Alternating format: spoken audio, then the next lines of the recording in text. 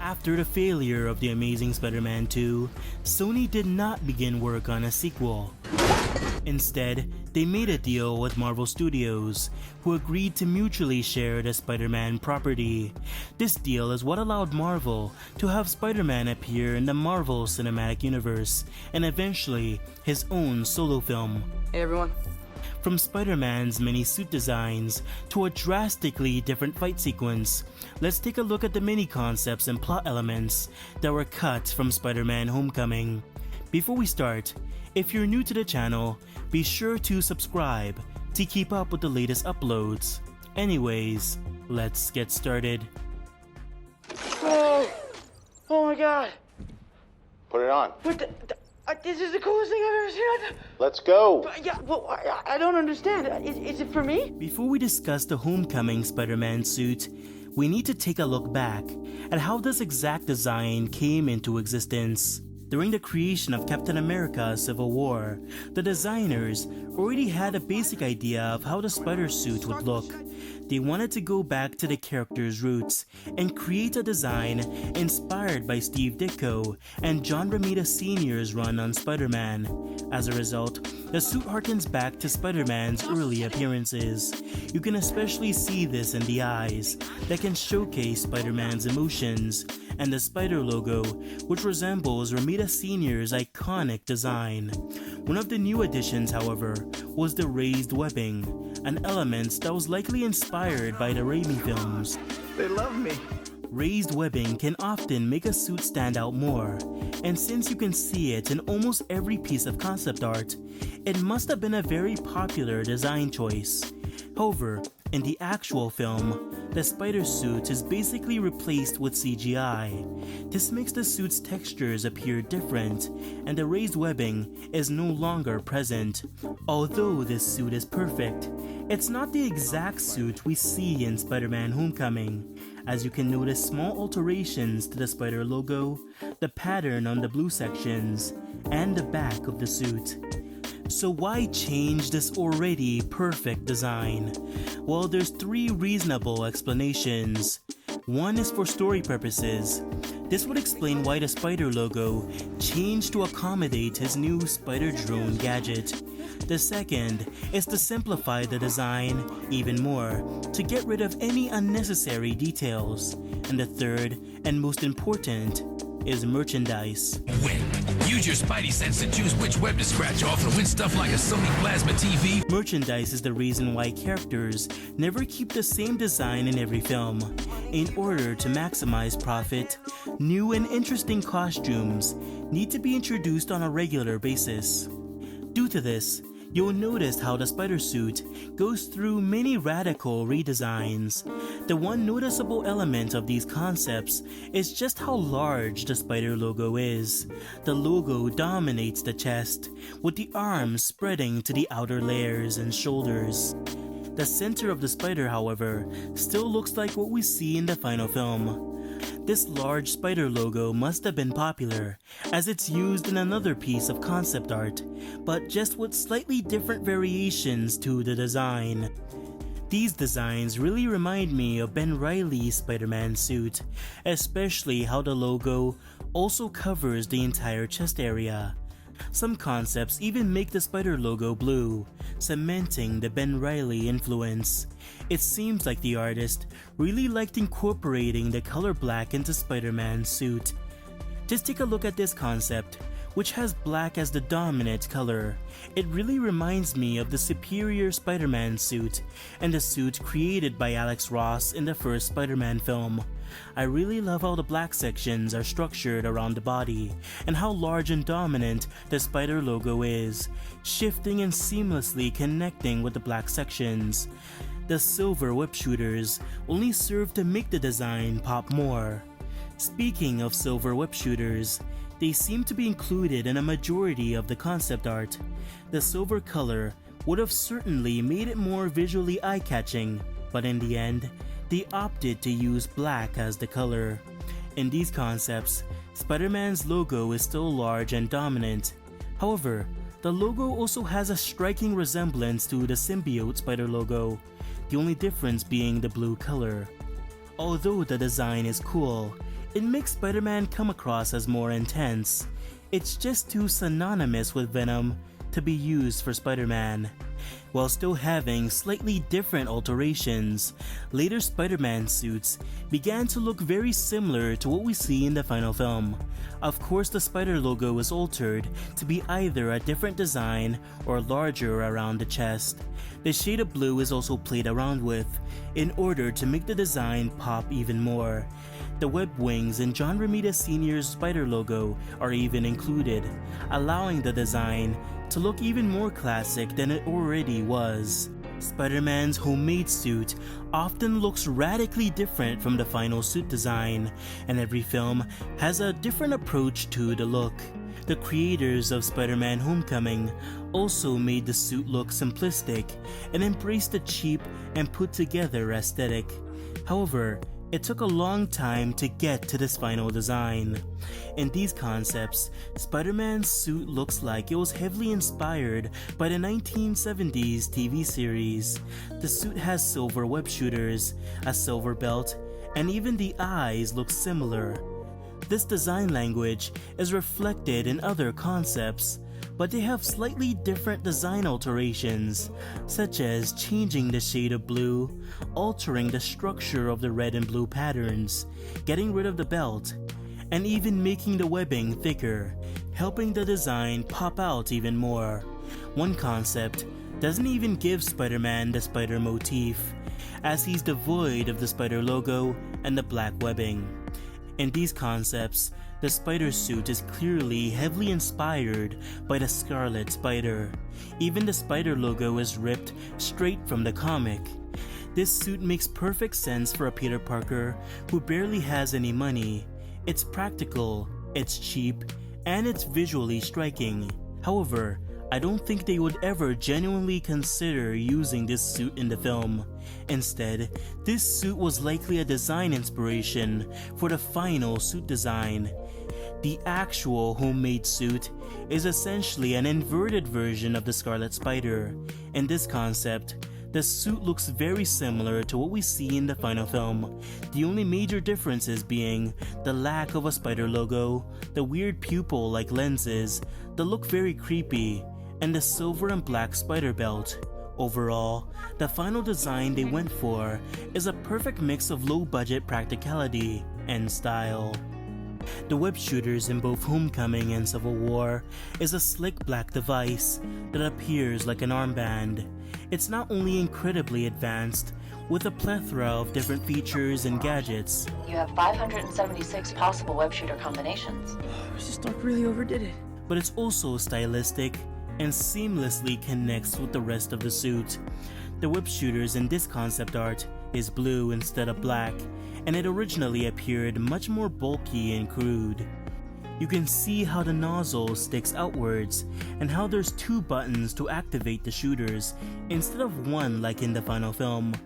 These web shooters appear as if Peter Parker is the one that put them together and not something put together by Tony Stark. Eventually, these web shooter designs would be ditched in favor of the sleek black version. The Vulture is one of Spider-Man's first and most popular antagonists. He's not only formidable due to his ability to fly, but his design makes him stand out from his rogues gallery. However, although this character design is iconic, it wouldn't really translate well to live action. The creators of Spider-Man Homecoming wanted to ground Vulture in reality, using reverse-engineered Chitauri technologies. His weird green bodysuit has now been replaced with a thick leather jacket, heavy-duty pants, boots, and a terrifying high-altitude mask, which was meant to explain how Vulture could breathe normally despite the height and high speeds. All these new design elements helps Vulture appear more intense and physically imposing. The Vulture's wings have also underwent a huge change. Instead of being a part of the suit, the wings themselves are a separate and intelligent machine. As the co-producer says so himself, the wings are more like an aircraft the Vulture straps into. Some of the wing concepts really leaned into the idea of the wings being a mobile aircraft. In this concept, you can see how significantly larger the wings are when compared to the pilot. The wings also include very large mechanical arms, which is meant as an alternative to the talons attached to his feet. The Vulture's suit in general looks pretty plain, with a green helmet similar to what a motorcycle rider would wear. These large mechanical arms must have been popular as they were once again used in this concept. Vulture this time around is wearing full body armor with a futuristic looking mask.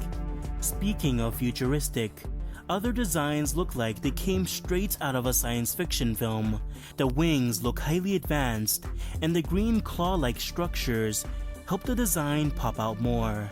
This design doesn't look as advanced as the previous concept, but it still maintains sci-fi elements. For example, these wings don't appear to have propellers. Instead, they are powered by these blue rings that seem to generate a force that helps the wings stay in the air. These blue levitating rings were used in another design, helping add to the futuristic aesthetic. Marvel Studios wanted Vulture's wings to appear like a heavy-duty and mechanical machine, using steampunk as a design influence. The designers took influence from jetpacks and flight suits in order to figure out how the wings would behave during flight. However, many concepts went for a much more slimmer approach to Vulture's wing design. In this concept, the wings are significantly smaller and the Vulture's attire is much more vibrant. The size of the wings closely match the size of their comic appearance. However, with how close the propellers are to his arms, these wings would serve as a perfect way to turn your limbs into minced meat. In these concepts, Vulture's wings appear more sharp and pointed. Unlike the wings we got in the film, these versions strip away any unnecessary elements to create something more streamlined. Due to their reduced bulk, these wings appear fast and agile, while not sacrificing its deadly potential to cause severe amounts of damage. However, because Marvel wanted something more heavy-duty, these simplistic wings just didn't fit with the creative vision. The Vulture's flight suit also went through many different alterations, although the actual clothing stays relatively the same, with only a few minor alterations. The same can't be said for Vulture's high-altitude mask, which go through many different radical redesigns. While some concepts give Vulture a large glass dome that covers the front of his face, others opt for something more grounded, like this one, which really embraces the fighter jet helmet aesthetic. This design took the grounded look to a whole new level. Vulture looks very simple, with only a black mask and green glasses. It really reminds me of Peter's prototype suit from The Amazing Spider-Man. These grounded designs are perfectly valid, but it's always important to find a middle ground and not exaggerate and simplify something to almost comedic levels. This mindset wasn't applied for this concept, which gives the Vulture an enormous forehead, as if he's the Crimson Chin, but inverted. To many, this design looks strange, but I believe that the artist wanted the mask to look like an open beak of a vulture, something you can clearly notice when you look at the outline of the mask. This design looks very unique and really reminds me of Captain Flamingo's costume design, which, just like this concept, has a mask that mimics the beak of a bird. The other two concepts make the forehead less elongated. However, the mask is still comically large, and the bird motif is still present. Speaking of oversized helmets, this design is different and unique, especially the large yellow dome and the large tubes. However, it doesn't even remotely look like a vulture, which could be the reason why it wasn't used.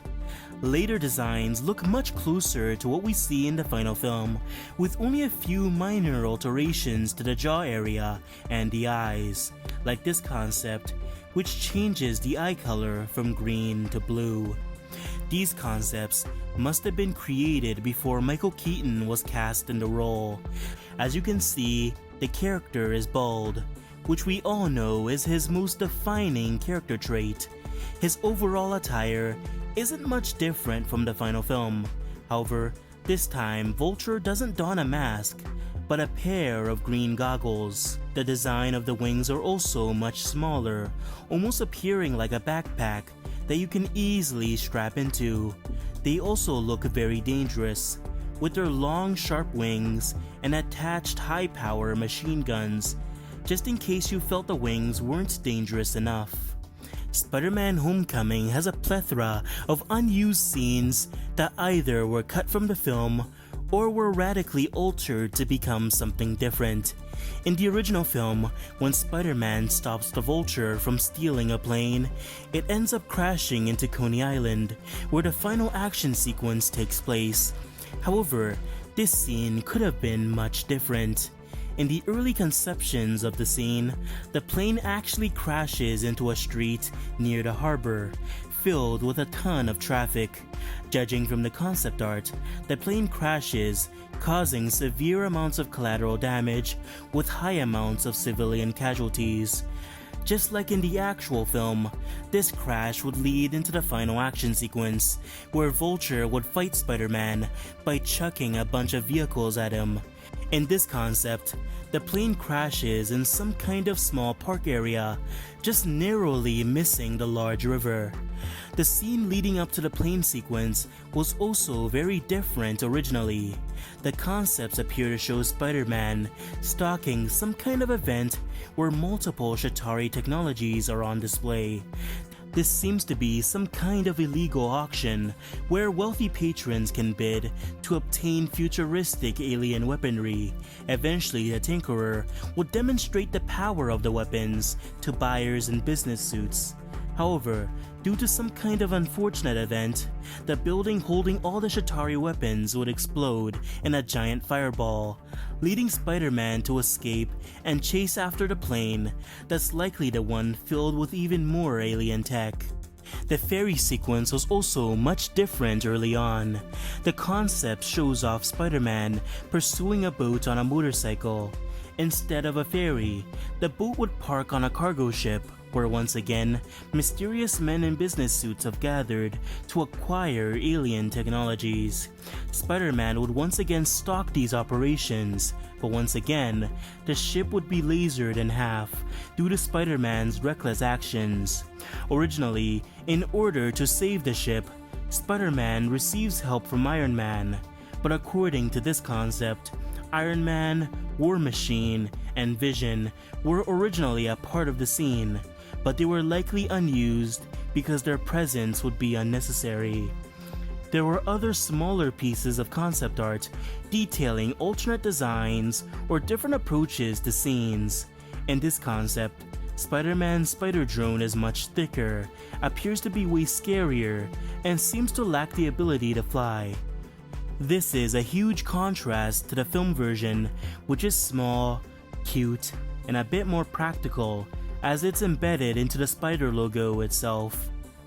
Other pieces of concept art detail alternate approaches to scenes seen in the film, like this concept that appears to show Ned discovering Peter's identity for the first time. It's sad that many of these concepts were cut from the final film. However, it's always great to look back at the unused ideas and see the many directions this film could have went.